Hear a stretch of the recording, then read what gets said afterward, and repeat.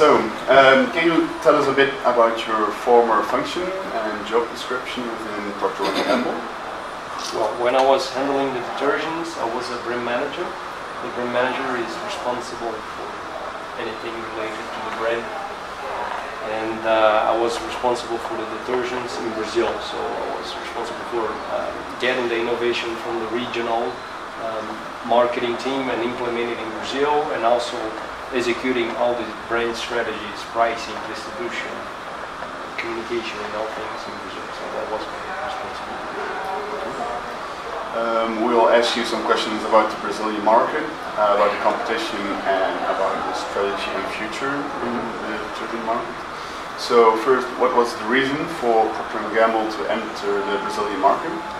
When did this happen, approximately? Well, it's a significant market. It's in Latin America. If it's not the biggest, it's the second biggest market, the detergent market at that time. So that was the main reason. It was attractive, and P&G was not present. So P&G entered Brazil actually, because P&G, as you know, plays in many different categories. And P&G entered, if I'm not mistaken, with laundry detergents, diapers, and maybe one or two other categories. It was very few categories, and the ones that P&G was stronger in the regional markets were the ones chosen, and then afterwards it expanded, and now it has like 20-25 categories here in Brazil. But at that time it was like 4 or 5. Okay. And detergents was one of them, because it was a key category for P&G globally and an important market in Brazil, so they wanted to enter. So because the market was so big, was the main reason? The main reason, yeah. It makes sense? Yeah, yeah, market size, yeah. Which region of Brazil did P&G focus on entering first, and why? There wasn't.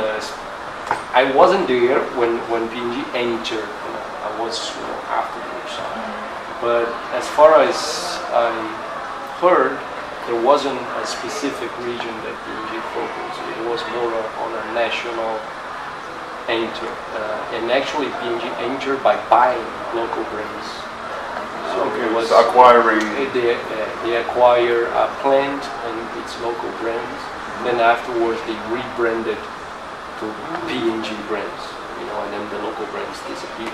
But So there are many entering strategies. That was the one that P&G used here in Brazil. So they didn't use the detergent brands that they used in other Western countries. They just in the beginning, no, okay. not in the beginning. Actually, it was a mix. Now that you ask it, because P&G bought some brands, but also they entered one of the brands they already started using from the beginning, which was Ariel. Ariel came, from the beginning to fight with the market leader, which is which is Omo from Illinois. So Ariel was launched, but there was also the brands that they bought from local owners. So, what were some of the most distinctive aspects of Brazilian culture that Procter & Gamble had to take into consideration when tailoring a product for this market? You already said that you acquired brands. Yeah.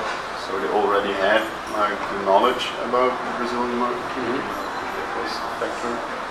Well, I think by that time, P&G was more used to market in high-income markets. So P&G has been developing marketing for low-income consumers in the last 10 to 20 years, maybe. So I think by that time, what we need to learn is how to make a proposition that was good for consumers, but also good in terms of financials, because as I told you, P&G knew how to do excellent products at a higher price, which not necessarily would attract most of the consumers here in Brazil, which were used to buying products, cheaper products. So I think the main thing that we had to do is how to find an equilibrium between something that consumers really want, but also can pay, and something that is profitable for the company to buy. So that was one of the keys, you know, to enter Brazil. So that brings us to the next question. What were the most distinctive differences between the bottom of the pyramid and the top of the pyramid in terms of serving these markets, with the pricing and the quality of the products? I think one is that one, finding the balance between quality and cost, definitely. The second maybe is the second challenge maybe is distribution. It's, I don't know how it is precisely in the United States, but in Brazil it's very fragmented. So we have about 350,000 stores just for laundry, not including bars and things like that. Just markets, mini markets. It's 350,000, so it's huge. So the go-to market is very important. How we're gonna distribute your products.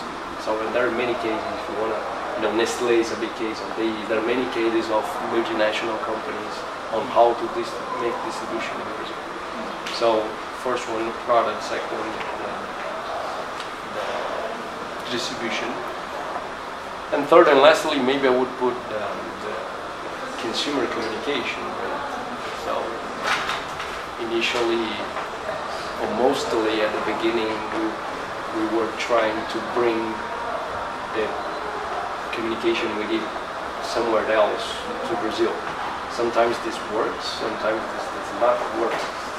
So I think from some years from now, what P&G realizes that a big part of the communication should be localized, should be done by the marketing people in the country. So local expertise, local agencies. So what I think it evolved, it was not something like now it's gonna happen like this. No, all of these evolved. It's not a for tomorrow decision, but it evolved from almost purely global communication brought to Brazil to a more, you know, yeah, that might happen, but we also might need some local communication, and maybe local guys can help, or local agencies. So I think those three fronts are different from the top of So for the future, the local communication is most important.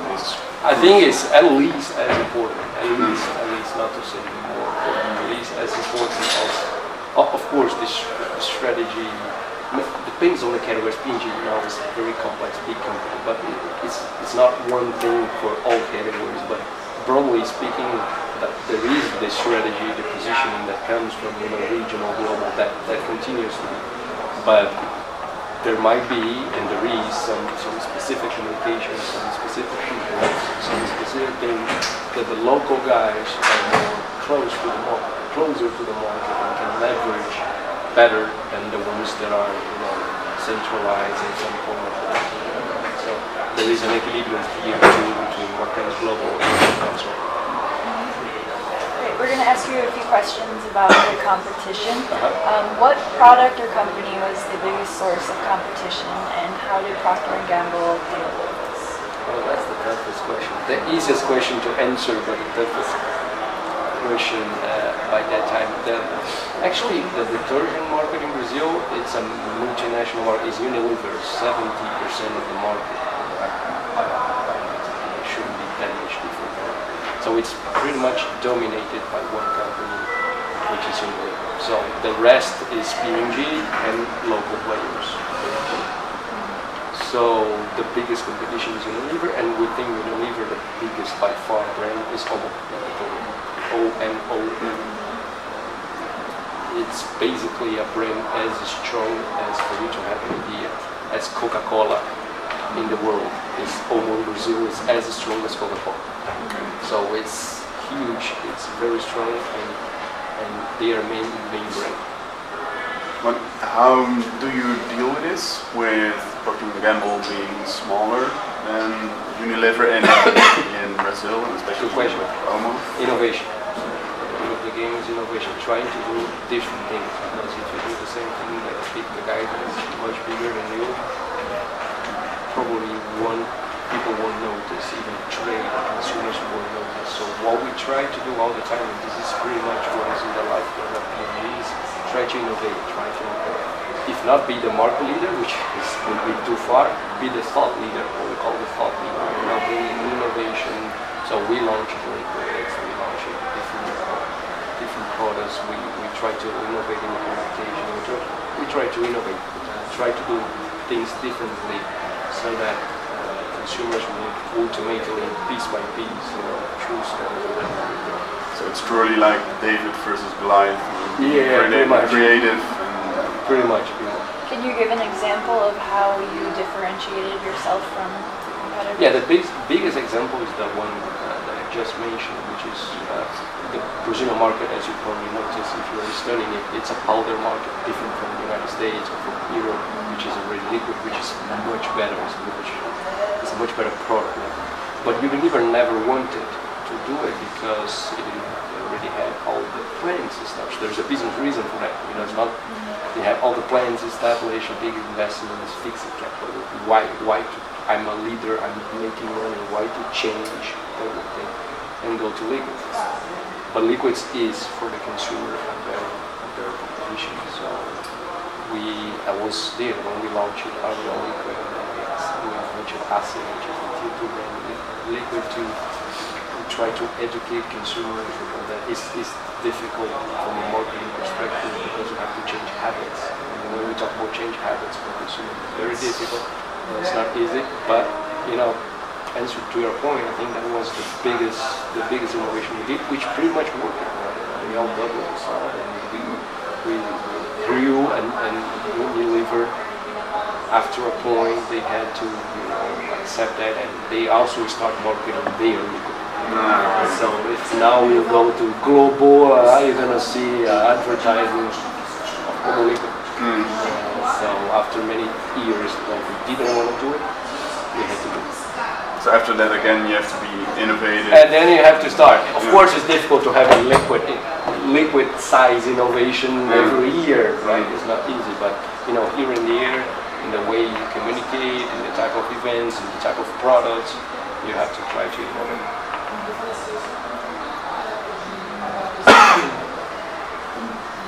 Yeah, the question was, during your time at Procter Gamble, have you introduced a new brand line of product? So basically this was the liquid.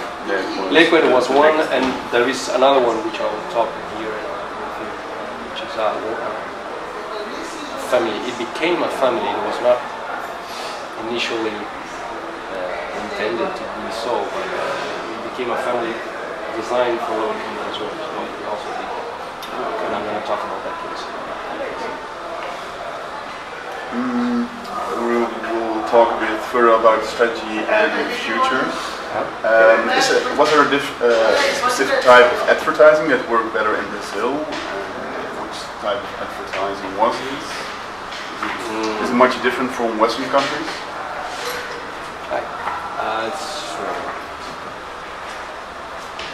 There isn't a precise answer for that. Like in Brazil, this type of copy A works, whether in foreign companies is B type of copy.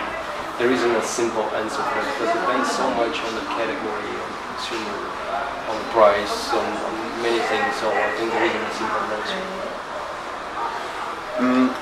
For Procter Gamble, you will have budget products, the detergent market, and high-end products.